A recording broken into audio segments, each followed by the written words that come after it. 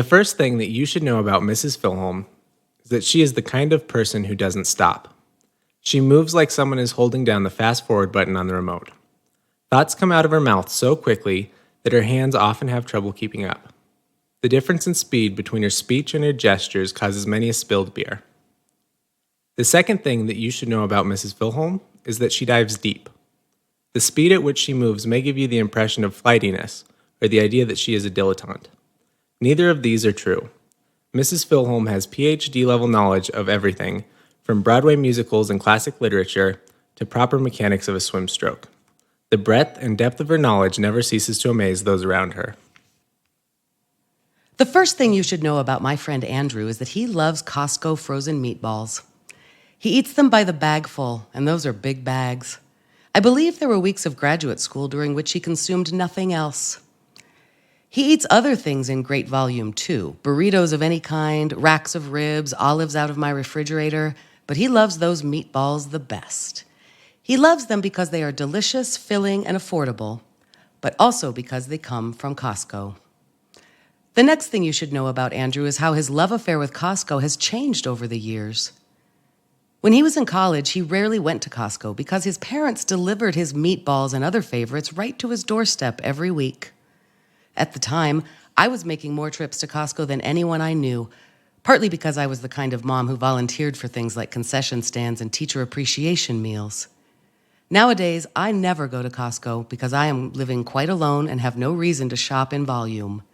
But it feels like every time I talk to Andrew, he and Delaney are heading to Costco, or the mall, or the vet, or the tire shop, or the steady merry-go-round of other happy obligations they have with family and friends.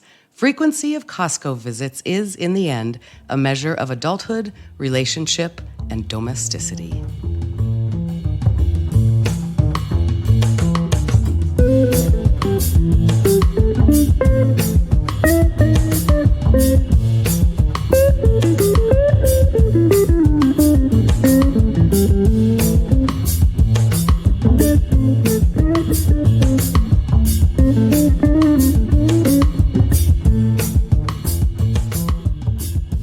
Warm-up, follow-up. I wanted to follow up with last time we recorded, we spoke about things that I want to do that keep me from wanting to sleep. Yeah. And how much I resent sleep and how much I resent my body's constant need for nourishment. So boring.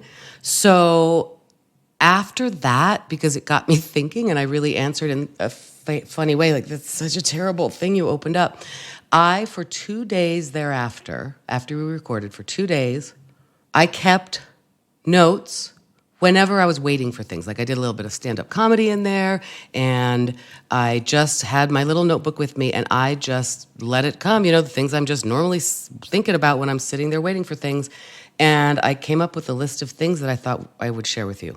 Yes, please. It's 2 days worth, okay? And we haven't seen each other for many days thereafter. This is it. And for some reason, I chose to put this whole list into, I believe it's conditional progressive tense, whereas I think when we recorded before, I used the infinitive, like things I want to do or things I could be doing, like I don't know. There's Can you explain the difference between those two? Okay, so infinitive is the basic. Two. Yeah, so I think I said instead of sleeping, I want to write a book, to record a podcast. Yep. And this time, for some reason, and I pretty consistently in my notebook, but then I transferred it here so I could read it on the computer because I can't read my own handwriting. Learning more about building. So that's the conditional progressive, something that is happening Something that's happening or could be happening right now. That's right. Interesting. Okay. So I want to hear your whole list. Oh, my God. It's funny. Okay, instead of sleeping, I could be. So that's part of it. It's the I could be, and then the learning more. That's the conditional progressive. It's one of those awesome 4-part verbs in the English language. Pretty good. Too many parts. I know. Learning more about trip-hop culture, which I just learned about. Building tables. Trying out a wood lathe. Installing Christo-style textile and light installations on bridges around town. Learning how to weld. Writing mad rhymes. Like, I don't even know what I was thinking when I wrote that one. Developing a 1-hour comedy show about parenting teenagers. Marketing that 1-hour show. Relearning the Russian I knew in college. Researching who is Banksy. Getting strong enough to really do a handstand. It's my New Year's resolution. Taking ballroom dancing lessons, taking trapeze lessons, learning more about Alzheimer's disease and how to help my parents, taking my dad for walks and documenting the sad, fascinating ways his brain works and how he tries to communicate. Publishing some of my old lesson plans on Teachers Help Teachers, convincing Andrew that our English garden approach to teaching literary criticism was pure gold. Brunching, hiking, stretching, enough hours singing. in the year to teach me. What's that? So there aren't enough hours in the year to teach me that the English garden was pure gold. Oh, you're so wrong. Memorizing the lyrics to a whole bunch of songs, talking to my sons, listening and going to the opera, looking for a better paying job, watching tape and making my comedy better, figuring out why I need to be funny in the first place, memorizing all the rhetorical devices so I stop getting them confused, walking labyrinths, meditating and chanting mantras and breathing and noticing, flirting with the liquor store guy, firing raku and pit batches of clay, digging clay out of the actual earth from natural reserve. This is what I'm thinking as I'm sitting at a bar waiting to do a comedy set. Do you see where I'm going with this? Figuring out how to get back to Maui as often as possible, making a giant bird bath that doesn't blow up in my kiln, teaching pottery classes to kids, teaching pottery classes to Alzheimer's patients, folding 1,000 origami paper cranes, reading books and magazine articles, studying the current urban youth vernacular, and that's where I stopped. Doesn't that seem like a lot to be going on? That's such a good list. And a lot of those things you can do, throughout the day. You can just spend 5 to 10 minutes on Urban Dictionary when you're waiting in line or on the toilet. Yeah, that's a good point. Maybe it's helpful to actually make the list. It felt sort of like a burden, but you're right. Maybe I can cross things off and get them out of my brain. It's always good to write things down and get them out of my brain. Mm-hmm. Some of them are just things that pass through. Yeah, that's true. That's not bad. A lot of them I can do. That's a true story. It's just that's why you notice here, I think I started to get down to things like clean out my car, and then I went, yeah, that's not this list. Right. That's just the list of things I want to be doing instead of sleeping, never mind cleaning and doing laundry and things.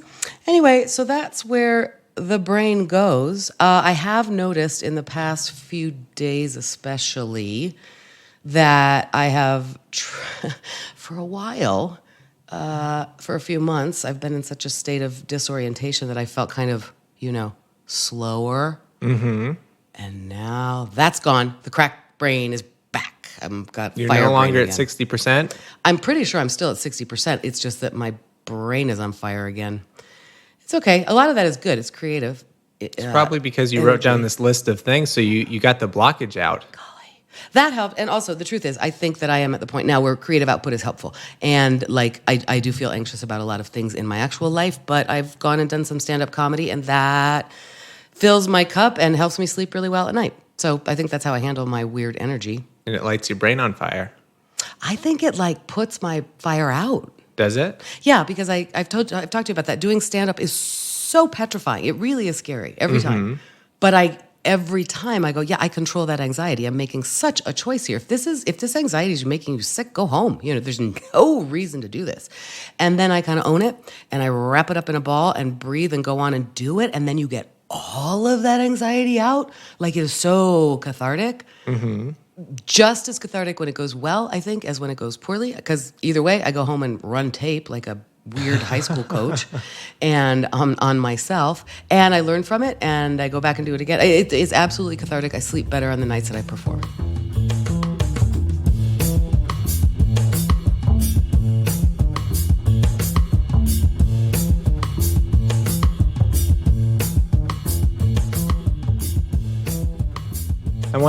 So let's sandwich this. We'll have a interesting segment comedy, dull segment computers, interesting segment Maui. Tell me about your computer. Ready for computers? Yeah. Let me pull this up here. I got to know my Mac. Yeah? You went through the little tutorial? I went through the tutorial as long as I could stand it. I must admit it got a little old because some of it was just sort of look at your pretty awesome screen. It's so pretty and you have high resolution and it's cool.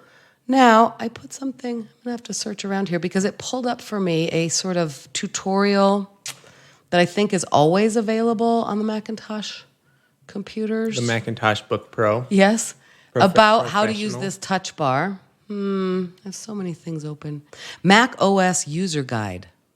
Would you know where to find that on your computer if I asked you to? No. But I could try to find it. Could you? Because I kind of want to be able to go back to it, and Mac I just OS hit it for a minute. Guide. I tried typing it in Spotlight, and it didn't come up. Mac OS. Launchpad. About this Mac? No. Mac OS Mojave. No, I don't even know how to get there. I don't either. That's interesting. So this is a, where did it go now? Shoot. Is that different than like the help menu? Well, look at it. It's would you call that a dialogue box? Mm-hmm. It's there, and it popped up because I clicked something when I was doing the Get to Know Your Mac tour. Interesting. I know, and it's really useful, and I don't want to lose it, so we'll have to investigate how to get that. I'll send you a screenshot because it teaches you about the touch bar. Okay, I'm going to tell you what I learned about the touch bar. Have you used yours? Yeah. What do you got? I use the touch bar quite a bit for editing these podcasts. It's super handy for kind of the professional level applications. It gives you a lot of options. In Logic Pro, you're using it? Yep. Cool. Like for sliding, clipping? Yeah, for moving around Nice. and trimming and Cool. Great. How much onboard, how much learning curve, did you have to study how to use it, or was it very intuitive when you got there? I played around with it. I made a couple mistakes first, and then I got the hang of it. Yeah, without looking up how to do it? Yeah. Okay, interesting. I had that experience with, okay, so silly, but I enjoy sometimes texting from my computer, right? Messaging, I Yep. believe is the perfect. And you get all of your emojis. The right? emojis, that's the funny thing. It's so silly, but it really is cool. All the emojis are right there. Trying to get to the emojis without the touch bar is a pain Right. in the ass. Couldn't do it. That was the flaw of the iMessage from the computer. So that seems like a lovely little funny improvement to me.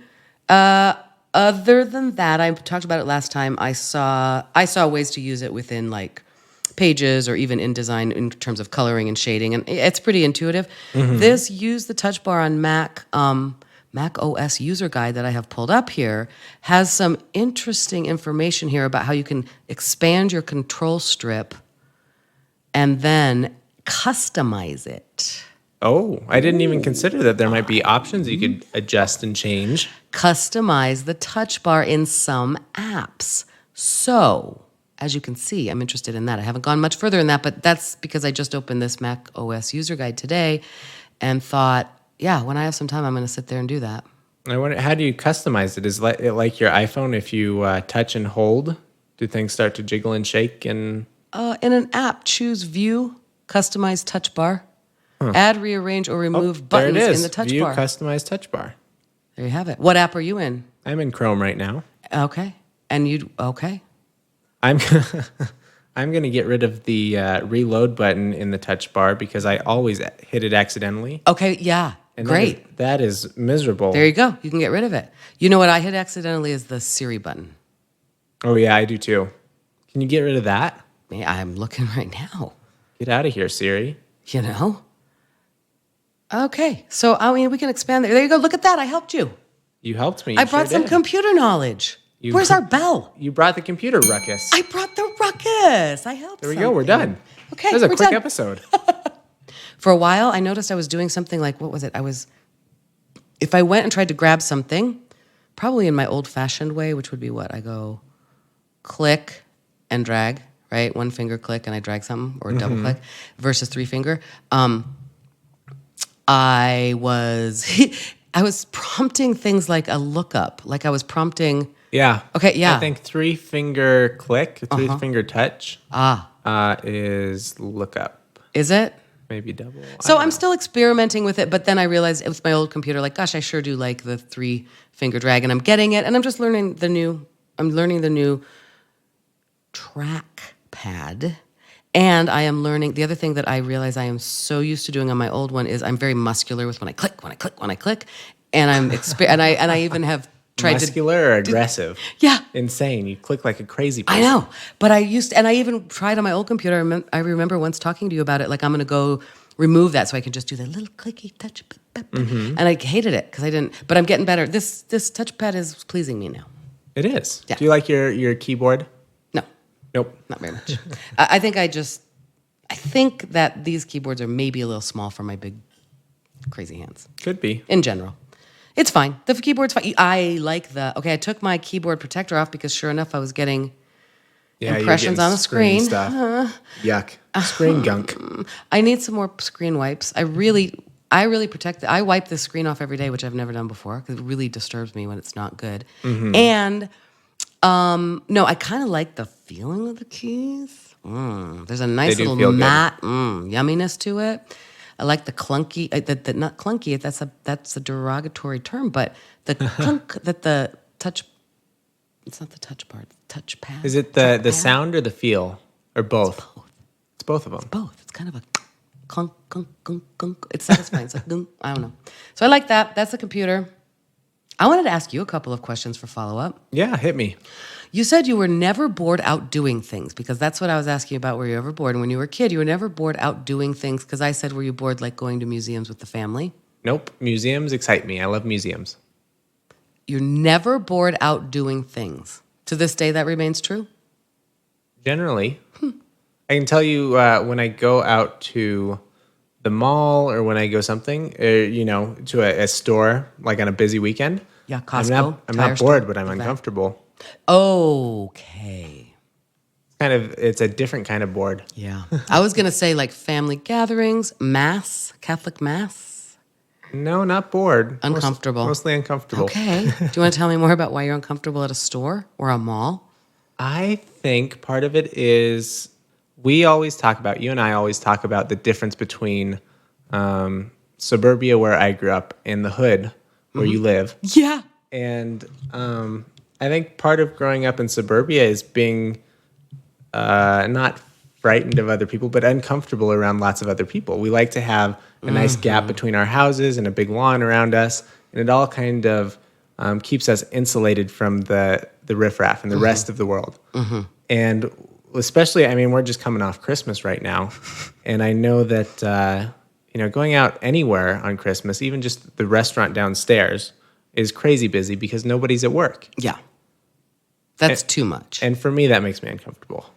And I think that's true of most people. Is it the riff? There's no riffraff. Everyone's riffraff when they're in my way. Okay. If they're what? In my way. In your way. If you have to talk to them when you don't feel like it. Sure, you've got to say Because there's no hello. riffraff in the restaurant Pardon downstairs me? in your building. Excuse me? Yeah, all of that. Yeah, there's a lot of Waiting online for things. waiting in line. And I'm a power shopper. I know what I need. I get too. in, I get out. It's all very quick. And if I've got to dance around people, if I've got to wait in line to check out, it's all causing miniature recalculations of how the plan needs to go. Yeah. And tiny little anxiety, right? Every time. And it's tiresome. So tiresome. You want to know what I did on, and speaking of my awesome Amazon ordering history? Yeah. Saturday. I went, okay, I finally know how I need to organize my bathroom. Oh, you I've figured it mentioned out. it here a little bit. Yeah, I need to live my life a little bit like a nomad right now and just be prepared to leave, which I don't need to leave. But Everything needs to fit in a bindle. kind of. So I figured out I wanted these over the door hangy things that were perfect. I found them on Amazon, delivered by 8:00 to my house that evening. Holy cow. Same day Along delivery? with, what's that? Same day delivery? Same day delivery, along with my roommate's back. So my friend who I've been subletting from, now she's back and I have a roommate, and I wanted the house to smell nice and I was kind of low on candles. Ordered a lovely candle, same day delivery, came in the same package, and 2 new BabyFoots. So I did soak my feet in a chemical bag Saturday night, and I can already feel it beginning. And this is since Maui, so you've got a lot of stuff to peel off. Correct. And it's at Yuck. prime. That is disgusting. It's at prime way to do it because it was like beat up a little bit by the surf and the rocks and everything. So yeah, it's ready to peel. Delaney, she gave me some feedback on our early episodes, and she said that it was a mistake to lead into one episode with a baby feet conversation. And I disagree. I think it tells you a lot about us, and I think it's a great way to get to know us. It's a great way to get to know us. Everybody who's listened to it, I've sent it around to several people. They like it. It can't be our first episode. It's follow-up. No, but it's close. It is. Well, yeah, I think it's great. It does tell you a lot about us, and it tells you about a good product. Again, sponsor, retainer, BabyFoot. I think it's called BabyFoot, by the way. Oh, I think yeah? it's entirely Have we possible. been directing people to the wrong place? No, this because whole I have time? it in show notes. But speaking of which, can we talk about Slack? Yeah, what do you want to How talk are you about feeling Slack? about it? I, in general, like Slack. I haven't been logged into Slack because I've been away from my computer and just generally out of touch. You were hunting. I was hunting. How was that? It was great. I've got cause to use BabyFoot. Baby feet? You always do, but you don't want to. Yeah, but this weekend Why did you get trench toe? What is it called? I have Trench no idea. rot. Trench rot when you have like World War I soldiers in their boots. I think it's trench rot. I always think about in Forrest Gump when Forrest Gump arrives in Vietnam and Lieutenant Dan just tells him that he needs to change his socks and change his socks and change his socks. Yeah, I always think about that when I think of my feet after a long day in socks and shoes. Yeah, trench foot is a medical condition caused by prolonged exposure of the feet to damp, unsanitary and cold conditions. Now, that's funny because on my way here, and then I forgot it till this very moment, I thought, I wonder how Andrew would feel because I come here after work, long day, it's winter, I have my socks, I have my boots. I almost always need to change into new shoes or socks really, otherwise it gets just a scene. I get cold, so I wondered if I could have in our podcasting box of equipment a pair of slippers that just lived here. And podcasting slippers. Well, we've got a big box of Goodwill stuff. Maybe there's some slippers in there. Maybe. But don't you think, do I need to deliver you one of those clear bins for our podcasting equipment? No, I actually don't mind our little box. It's not. All right. It's not the lack of bin. It's the lack of space in the apartment. The lack of space in the apartment. I will bring podcasting slippers then. Anyway, so you didn't get trench foot, but you got sweaty boots. I didn't get trench foot. I got some blisters. I got some of my calluses are a little loose, kind of icky. Just gross foot stuff. Dude, put on that BabyFoot. You don't even have to look at it. Just put on socks for 2 weeks. It'll slough off. You'll have foot like a baby. Hence the name. Like a baby's bottom. You should do it, Andrew. I don't know. Do you even care? I would do it. I mean, for our listeners, of course. Oh, that's good. Just go get it. You can have it delivered same day. I now learned. So that was a successful Amazon same-day delivery day. I love that. Have you gone to the Amazon lockers yet? I see them. I see them at Whole Foods sometimes. I used to have some Amazon lockers close to my house when I was near the university. I've never used them. I don't see the added value for me. I think if you live in a place where you're concerned about your packages being stolen or not delivered because of a signature or something, I think the Amazon lockers are great. I know one of the better uses of an Amazon locker is I think you can return something to an Amazon locker. And then that way it doesn't have to go back through the mail, and theoretically you should get your refund faster. Interesting. The other thing you said last time we recorded was that all of your problems could be solved with spreadsheets, and I don't doubt it. I just have more questions. Give me a problem. We'll solve it with a spreadsheet. Like a relationship. Like loving someone. Like really all your problems? Do I stay in my marriage or don't I? Do I date that girl over that girl? Sure. Do I...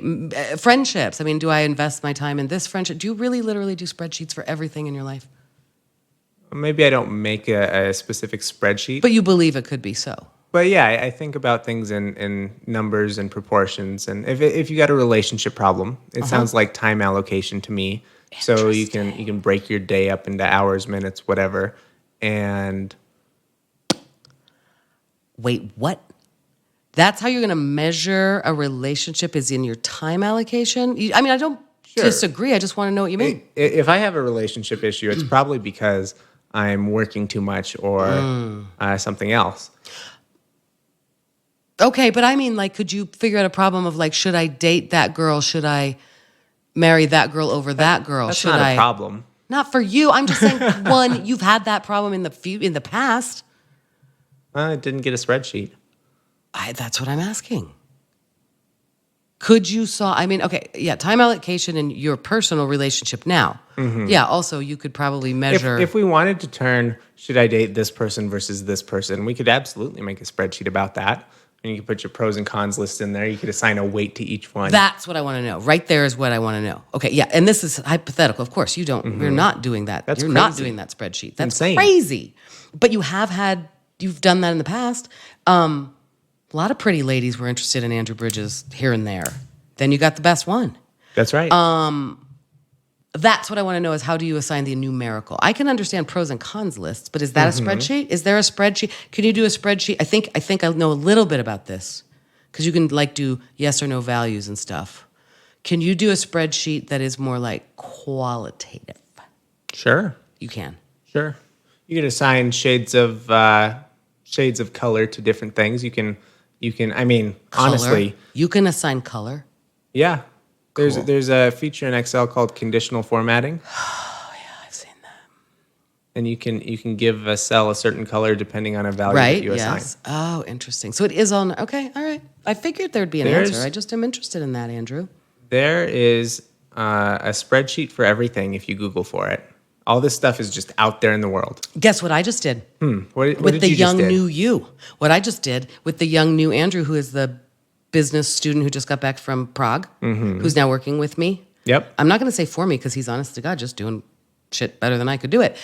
He made me, first of all, he made us a master budget, which is really kind of Gantt chart. I mean, it's just got a lot of like moving parts that all can be plugged in and you can do a lot of things with it, which is great because he made that happen. And then we're working on a master schedule, like day by day schedule with all room assignments and stuff in Yep. Excel. And then we're going to just do like my next 3 months calendar toward an event and then back it up, you know? Yep. You could do the Excel calendar and then it spits out into a spreadsheet in the way that my guys at work like to use it, but I get to look at it in calendar format, which makes sense to my eyeballs.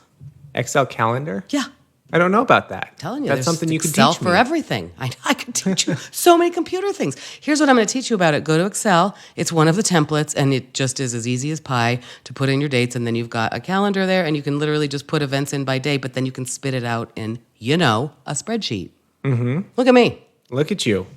I don't like Look anything about at that. I would you. rather, let me read you the list again of things I'd rather be doing than any of that. But I am getting better at spreadsheets and comedy, so I'm hilarious. How many times, Andrew, in the past, I'm collecting data here. I'm not kidding.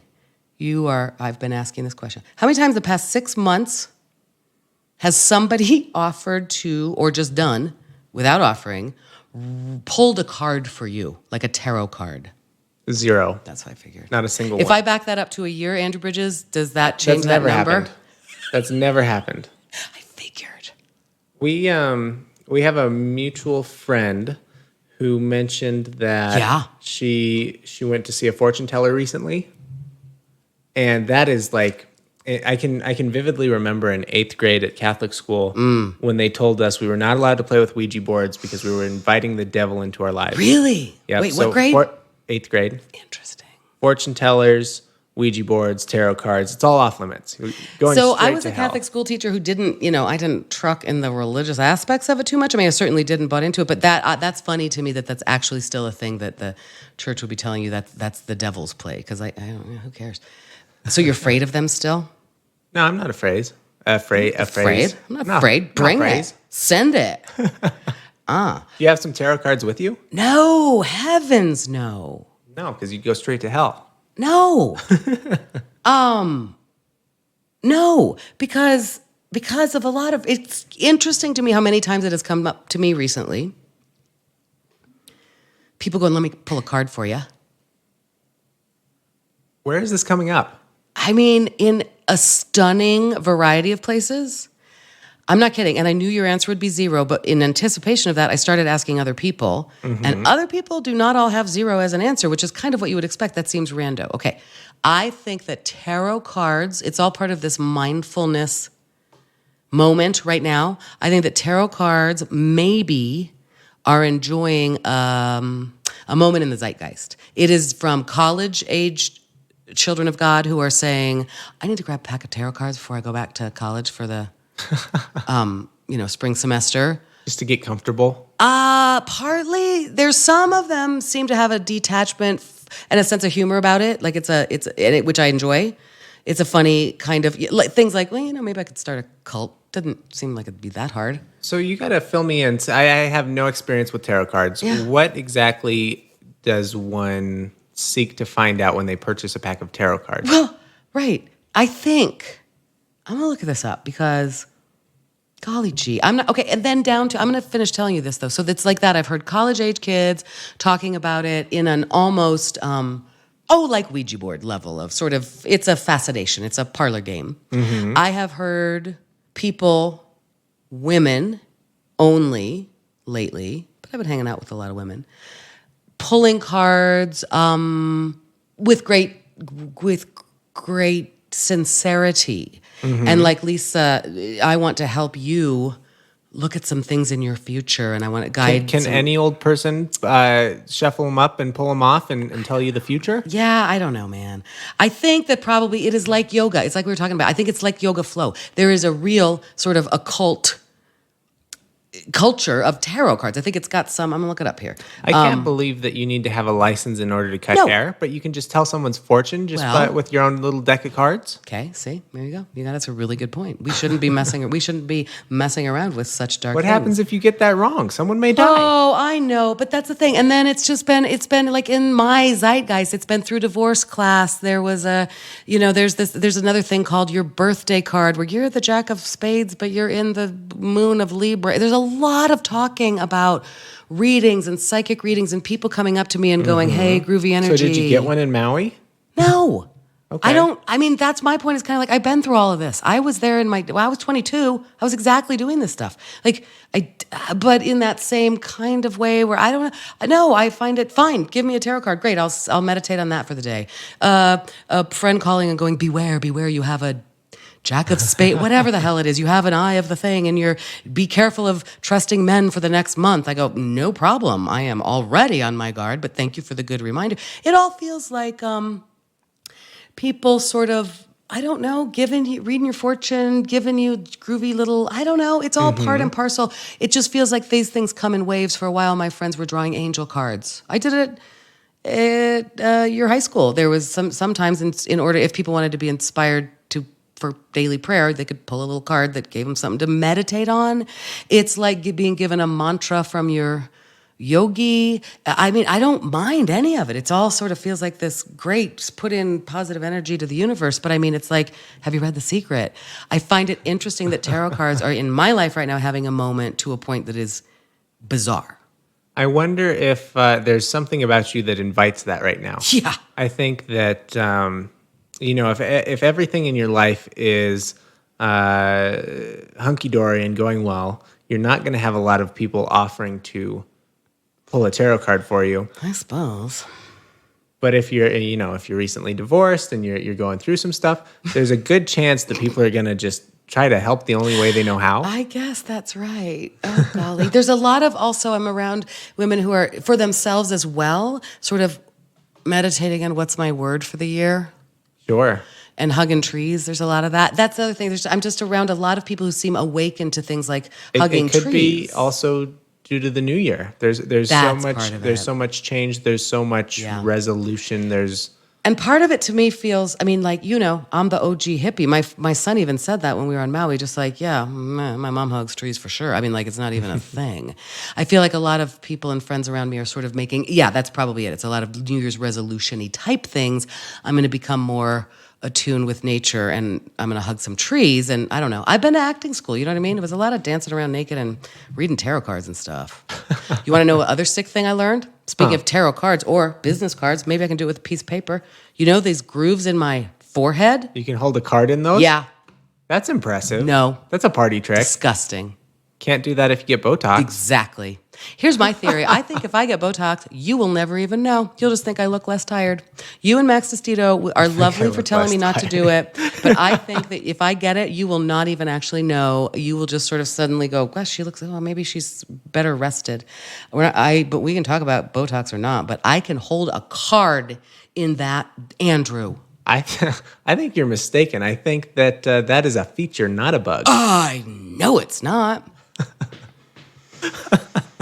Jeez, that's unbelievable. Somebody suggested I do it. Those dumb idiot young people that yesterday I spent time with, they're wonderful dumb idiots. But they said, can you do it? And I went, oh my God, I can. Look at that. Oh, that's depressing. How much brow furrow do you need to do? Do you really need to try to hold it there? Sure. But what other, I feel like that's reminiscent. It's not like people are just throwing paper at your face and it's getting No, stuck. It doesn't stick. That would be, probably that's next though. I have to furrow. Hold on. Let me take a picture. Yeah, Show okay. art. Okay, go quick. That's not really that much effort. Oh, that's It's funny. not that bad. And look, I can hold it. Oh, gross. Here, give me the profile, the side view. Yep, that's the one. Thank you. You'll notice that we don't have the cat for show art today. Where's the cat? He's on a heated bed. What?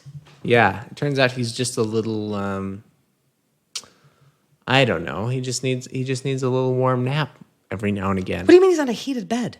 We took a normal cat bed and we put a heating pad in it, and he loves it. Where is it? It's on the other side of my bed. Really? Yeah. And he just stays in there and doesn't bother you? Hours. He stays in there for hours.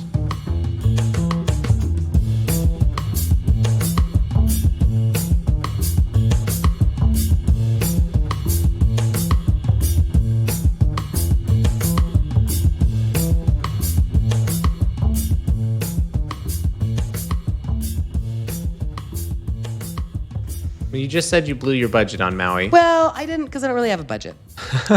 We knew that what was happening is, okay, I want to tell you what I did with mint.com, okay? And then I have a very targeted question for you about budget. Okay. I am still in the point. I would like to, sooner than later, understand if at this salary for the next however many years, with this chunk of change and these assets, one of the reasons I can't put all my assets into Mint is because I'm waiting for that transfer of the 401k to become official, and then it'll be in my Charles Schwab. Anyway, so Mint is still not accurate in terms of my assets.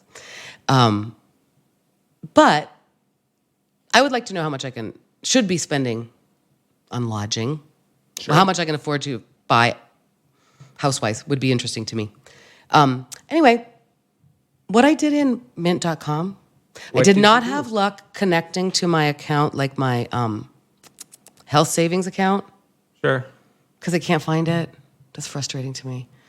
But I did connect one of my investment accounts. So I connected to some accounts. And I didn't have luck connecting to other things, but we're getting there. So if you look at your Mint.com summary, do you think it represents most of all your things? No, not yet.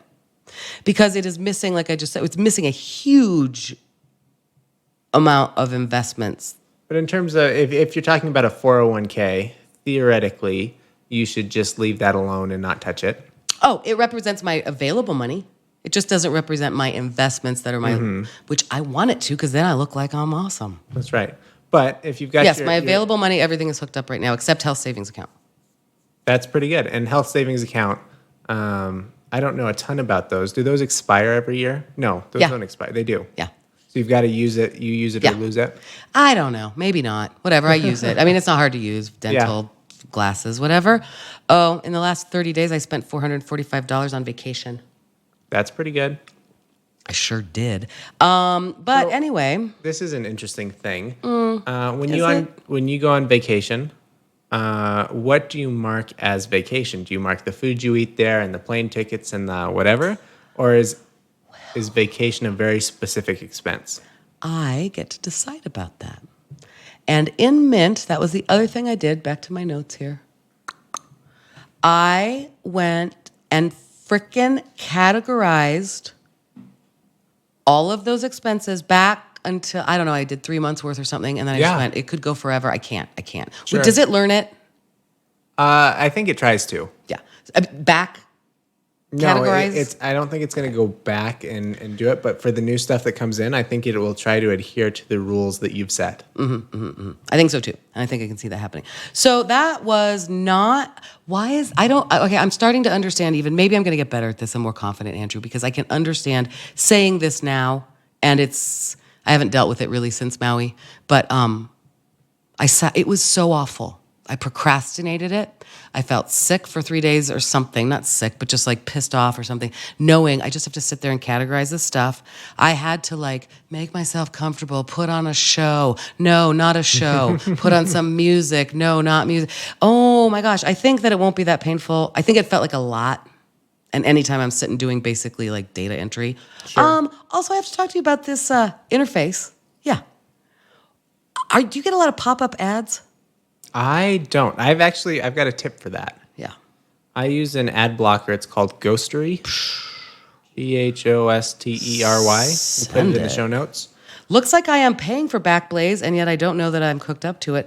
We just need to create a new Oh, my God. Okay, the cat came out from his warm bed, but you didn't tell me he had a new outfit. Oh, yeah. He has a leotard. He has the brand is called Suitical. I see that. This is actually preferable. A medical garment. Yeah. Camouflage, so we can't see him. Right? You're quite invisible. He thinks he is. Look, he's crouching down. Amazing. And it's actually worked out really well. We had a hard time getting him in this little outfit. And he's taken it off a couple times. He has. I don't know how. He could take it off. Somehow. Himself. But more recently, in the last couple days, he's been a good cat, and he just, he embraces it. I mean, he looks kind of miserable. Whatever. He's just taking a nap on a hot bed. Yeah, that's right. He's got a hot bed, and now, well, no wonder he's on the hot bed all the time. He's probably humiliated. It's better than the cone, though, you got to think. It is better than the cone. And it's, Did you go back to the vet to purchase this, or did you find it online? That's it's an online purchase. Did you make it up yourselves? Did someone recommend it? I don't know if the vet recommended it or not. Somebody did, and Delaney went out and bought it. Initially, we got the wrong size, so we had to send it back, get a new size. And he's much more comfortable in this one because He seems bigger. more comfortable. It seems kind of handsome. It's a leotard, though. He doesn't do any licking now, so Yeah. I have a feeling that his fur is going to be back in the next couple weeks.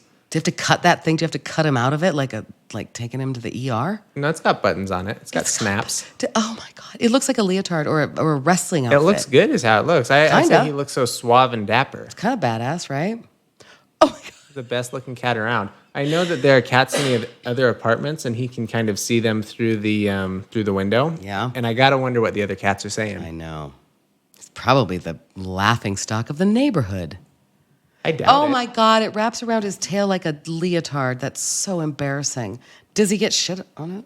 No, my favorite thing about the little outfit is Mm-hmm. he can use the restroom normally. That's fantastic. Yeah, it would be real not good if he couldn't. That would really disqualify it as an outfit. Mm-hmm. Look at you drinking water. I'm pretty dehydrated. I've been drinking water all day too. Okay, so you're telling me about ghostery.com. We're going to put it in show notes. What is that? Ghostery.com. It's been a long time since I've looked at their website, but it does a couple things that are actually really interesting. So the first thing it does is it's an ad blocker, just like any other ad blocker that you may have seen. But it also loads a list of all the things that are trying to run on a website that you may not know are there. So, if a service is trying to set a cookie, or if it's asking for your location, or all this stuff, as the page loads, it pulls up the name of all those names of all those processes, so you can see what's going on in the background, and you can block it. Or you can, for So me. You can stop. Theoretically, you can stop people from tracking you. All right. Should I install it? I use it in Chrome, and it's just a little Chrome extension. I recommend. Yeah, I like it quite a bit. Yep, do it. Okay. All right, thanks. Because that thing in Mint, and that when I was like doing the very kind of brutal work. The funny thing is, I never noticed that. Now that I'm used to using Ghostery and seeing all the things it's blocking, I've become blind to it. But when I sit down at someone else's computer who isn't running an ad blocker, it's distracting to see just how many ads there are. Oh, I'm excited to have that change for me. Look at me. Okay, there we have Ghostery. I'm going to do the Google extension. I'm going to deal with it later when I can give myself a password. Okay, Mint. So I went through there and assigned all of these things, and I found it very painful. But then I'm going to tell you some things about it. Yeah, tell me what you I learned. found it very exciting that Mint. I love that returned purchases appear as income. That is a mind switch for me, and that's a good thing. I have for many years. My tendency is like, that thing I bought doesn't work. I just don't return it. I often just sort of to forget to return it or whatever. It's awesome that it shows up as income. Yeah, I mean, it's money coming back to you. It Right. makes sense, right? Yeah, of course it does. But that made me really happy. I like. You have to be careful if you make a return, and if you put it as income, but you have a budget set for whatever category the purchase was. If it's a Sure. restaurant, I mean, you wouldn't return something at a restaurant. But Clothing yeah, if it's comes clothing, in as income. Okay. it's better to go back and change it from income to clothing, because then it'll count towards the negative. Got it. For your budget. That makes sense to me. It sounded a little bit false that it was income, but I just like that was like a little mind flip. I could go, oh, look at that. That counts as income. Yep, money 'cause it's coming coming in. So I think I can understand what you're saying. Now, we're going to get to that idea about budget here in a minute. I think I have a QuickBooks account, like an Intuit account that I can't figure out and can't cancel, but I did some serious work on trying to deal with it. Yeah. And Zotero as well. I paid a $20 freaking annual fee for Zotero, and I want to remove that. So You wouldn't have noticed that if you weren't looking through Mint. This is what I'm saying. And then I got on it. It hasn't been resolved yet, but because it was right over Christmas and all of that. But I was proud of myself for following up on $20 charges and not just going, whatever. So that felt good.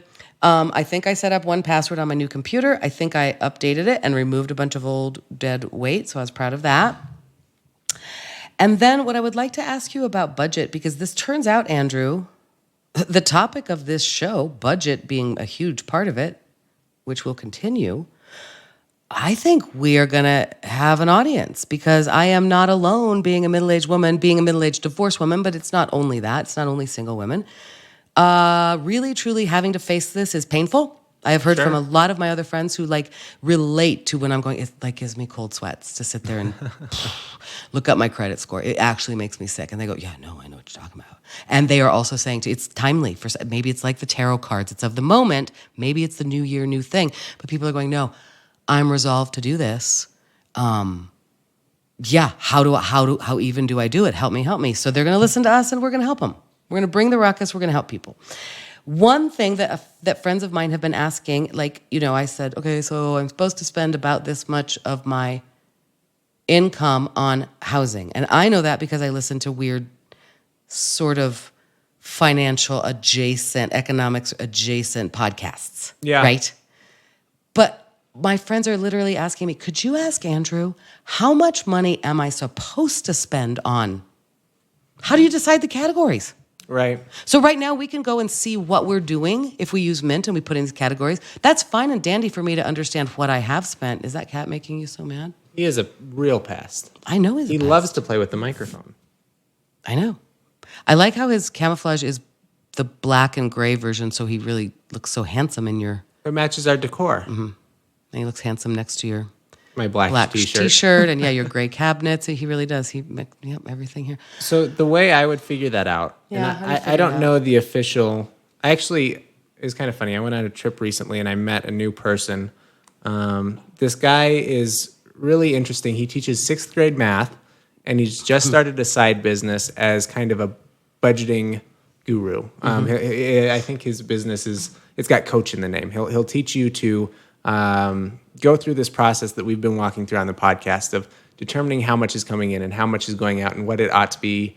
I think his prime focus is on young professionals who are paying down student debt. Do you feel like you could do or want to do that job for people? So the reason I brought it up, it's a really interesting perspective because I went to school.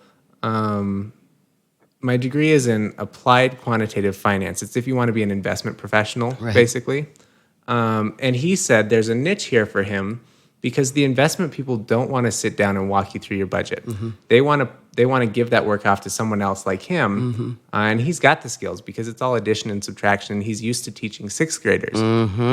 So he's approaching this from a totally different perspective than I would have thought when I was going to college. To me, being a financial planner isn't so much about budgeting as it is about picking the right investments and insurance. Right. So he kind of opened my eyes to this, and when I was talking to him, I was thinking about you. And the formula is simple, right? So you've got to make more than you spend, and there are guidelines like you shouldn't pay more than 30% of your income on housing. Who makes that guideline? I don't know. They. That's the proverbial they. Okay. Is that a construct you would learn in school? 30%? Unfortunately not. Yeah, because we don't get down to those. Maybe in like a home economics. We don't teach that anymore. That's racist. But so the way I do this personally is I do have some budgets on things like eating out and just small purchases that I like to maintain. Both are. But is it an arbitrary number? Just looking at this is what I bring in a month. Number, this is my. So do you start with the way I do this? This is my rent. I look at my income. I always start with my income. Okay. And say you make $1,000 a month, just to keep it simple. Yep. And you know that every month you are paying, I don't know, we'll call it $400 on rent. Okay. Right. That's a given. That's a given. Right. You know your income and you know your housing situation. You're kind of different because you don't currently know your housing situation. But I do for the next few months. But most people do. So then you've narrowed this $1,000 down to $600 because that's what you've got left. And now you've got to figure out the next thing I take out is savings. How much do you want to save? And you're in a position. Your sons have their college is mostly taken care of. So now the next thing you're saving for is retirement, right? So you've got to figure out, and there are all kinds of great calculators online for figuring out how much you need to save. Ugh. But say you want to save $200 a month. Okay. So you go from having $600 available to having $400 available. And now you can allocate that $400 however you want. Right. You can buy gifts for people. You can spend But it you on have to food first and do your dining. other bills. Sure. Car payment, insurance, Car payment, phone. phone. I mean, sure. we can say technology, whatever, right? I mean, the creature comforts. Right. And then there are people, Wi-Fi. I have known people who have tightened their budget strings and go, I'm not going to pay for Wi-Fi. The way I do this is exactly what you said. I figure out all the things I have to pay for. Bills. And then eventually you get to the end, and there's a certain amount of money you have left. Yes. And that's discretionary. So let me ask you this. What you just described, I think, is probably awesome and foreign to me.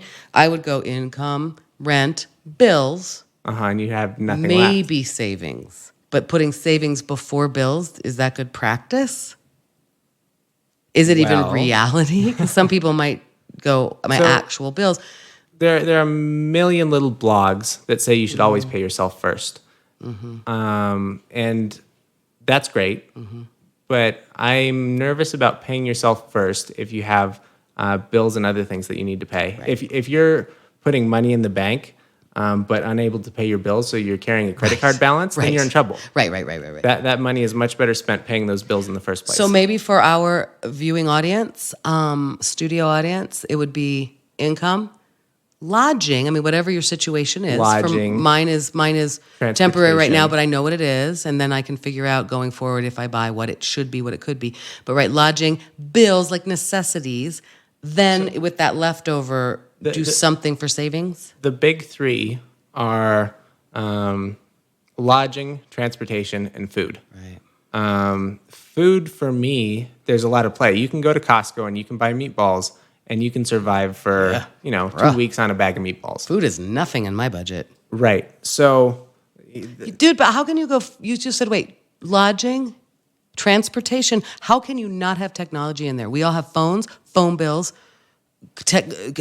paying for phones. Some people and are you telling Wi-Fi. me that your phone and your Wi-Fi cost more than your food? Yeah.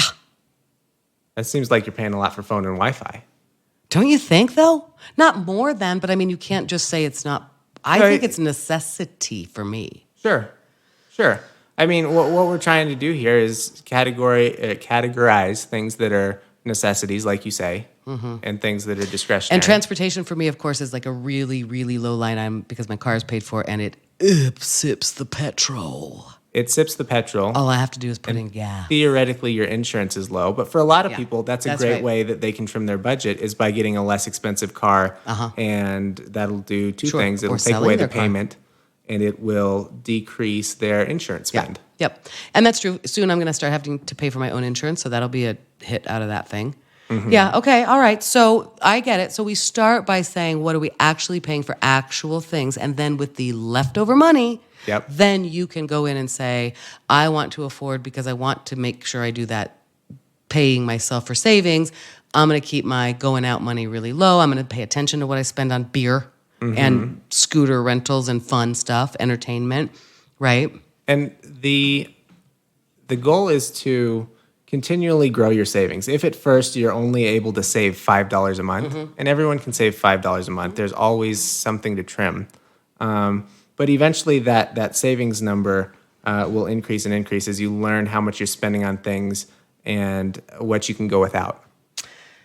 I like it. And- I think that makes sense. And I think that then we can start to see places to tighten the budget. Like, right, gifts. That's the other thing that I realized, Andrew, talking to my friends about this and telling them we're doing this podcast and they're interested. Like, yes, could you ask Andrew? Would Andrew sit down with me? By the way, I just asked you, would you be interested in doing that, being a budget coach for people? I think you could. But also, it is a common trait, get this, spending too much money on gifts. Amongst at least women my age, the people, and not only my women that I've been hanging out with lately, we all like have had these sort of confessional moments about like, oh my God, when I really do look at my budget. I mean, I had a friend holding me on the phone like, Lisa, oh my goodness. Yeah, I'm gonna calculate it up. Oh my God, that's not okay. It's just crazy. Isn't that funny? It is funny. I wonder, you said a couple Did that cat just episodes bite ago- you? Yeah, he's a pet. You're sitting there petting him, giving him love and I don't affection. want to talk about the cat. He's biting you. But he does look kind of tough in that thing, though. Now he looks pissed. Yeah. All right, go ahead. Carry on. Gifts. You said you took a love languages test, probably with this group that's buying a lot of gifts. I'd be interested to know how many of them rank highly as showing love and gifts. I wonder if this is, a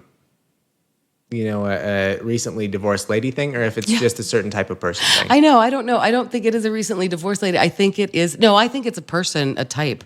And we didn't take the test in terms of how we show our love. It was how we receive it, right? Yeah. But no, I would guess that what it is not unlike people who are generally kind of people pleasers and doormats like me, like I have been. I do. I think that, and we're all in there kind of realizing, yeah, but it makes me feel good to give gifts to other people. It's how I show my love. But also it's to my own detriment. You said it the last time we recorded. Like, it can't be. And it's easy. It's also easy for me to make gifts. And I understand that it can be, that is a way to save money. That will just be so interesting to look at. I mean, really. And it's just very funny to me that is a trope amongst the women that I know anyway. And I don't think it's just the women in divorce class. I think that we tend that way. It gives us some kind of validation or whatever, but then it's to our own detriment, and it's funny. It is funny. You're not laughing. Well, You I'm don't still think it's pissed very off at funny. the cat. You're still pissed off at the cat. Get over it. He lives with you. He's yawning. That was cute. That's all I got on the budget for now. That's enough. Don't you think? Yeah, you've got your marching orders. I do have my marching orders. It seems like a headache making. So in your budget, Yeah. I mean, it's kind of like freshman algebra in high school.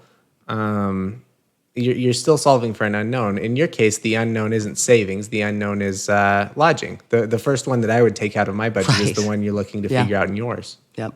And if you can figure out that number, what you have available to pay every month, that'll give you an indication of what you can afford and That's what right. your down payment should Yep. be. How do I figure that out? You going to help me? Absolutely. Do you I'd just love need to. some numbers and you could whip that together?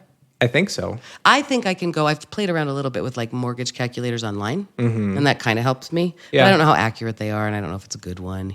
There's a lot of different services online. Fortunately, you're aware. The formula for a loan is pretty standard. So you shouldn't get a different result from calculator to calculator if you're using the same interest rate and the same term. I'm not really sure what I was using.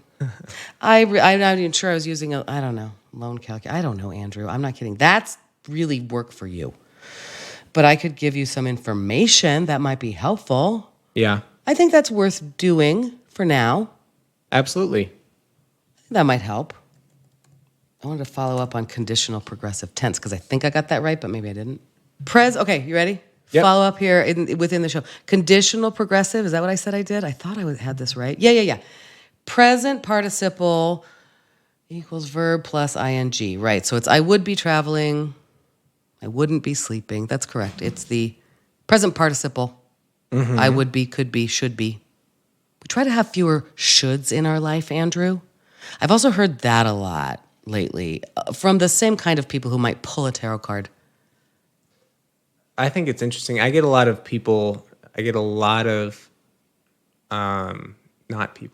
advice from people who are kind of the Tony Robbins crowd. Okay. They're that kind of life Yep. improvement group. And you're getting advice from the tarot card readers. It's a different subset. How does it differ? What is the advice you get? Is it you shouldn't be doing shoulds or whatever how you're So supposed you to should be should? waking up at 4 a.m. and jumping in a cold pool. I prefer that advice to the advice I'm getting. Well, you need to surround yourself with wannabe entrepreneurs. Where would I find them? I don't know. Not probably at the Hold on, comedy he's club. on the keyboard. That's not The good. cat is on the computer. I mean, really, dude, he needs to understand the rules. I don't think I'm going to meet those Tony Robbins people at comedy clubs. Probably not. Damn it. I was getting a massage yesterday and I was realizing that I've been doing my yoga flow. I've been walking more. I've been doing good.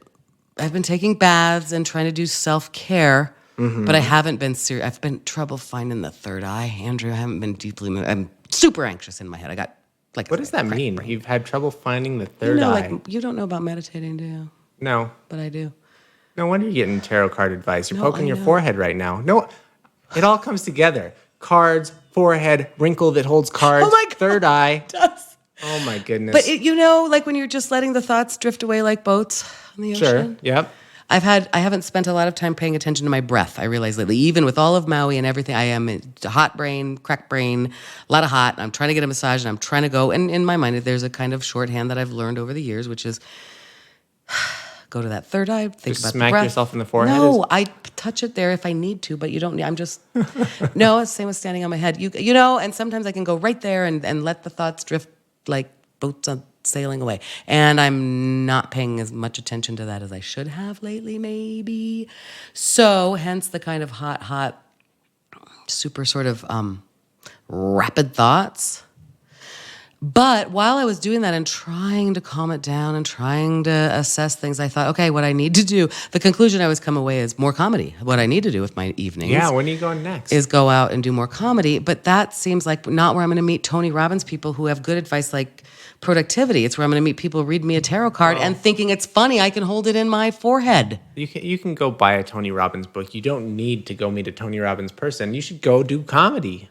I'm just worried I'm surrounding myself with the wrong kind of people. You have people telling you to go jump in cold water at 4 a.m, which I think sounds great. I have people reading tarot cards and telling me to be aware of don't trust men for another month, which I'm not going to do anyway, so it doesn't seem helpful, you know what I mean? You're full up on that advice. I also have young people like taking me out for Sunday fun day and making me drink too much beer and ride scooters around Denver. I don't think that's really productive for me right now. So fun.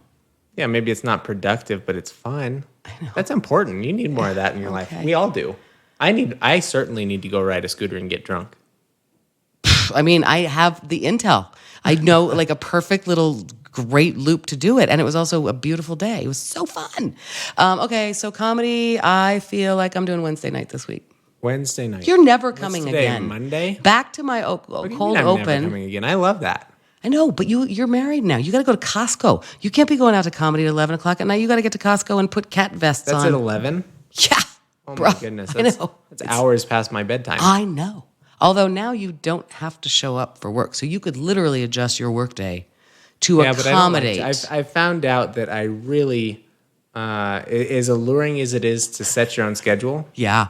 it's better to have a set schedule. It is better to have a set schedule. What I was saying is you could adjust that schedule to accommodate comedy hours. Yeah, but I got to wake up at 4 and jump in a cold pool. I know. That is problematic. Where's the pool? You don't go Right up jump there. in a cold pool. No, When I was don't. the last time you jumped in that pool? It's been several months. When it was warm. I don't know. Did we bring some ruckus? I feel like we did. We did bring I the feel like it was ruckus. ruckusy. Pretty ruckusy. Still got a cat in your lap. Yeah, well, at least he's in my lap and not on my keyboard. That's not allowed. All right, bye. Goodbye.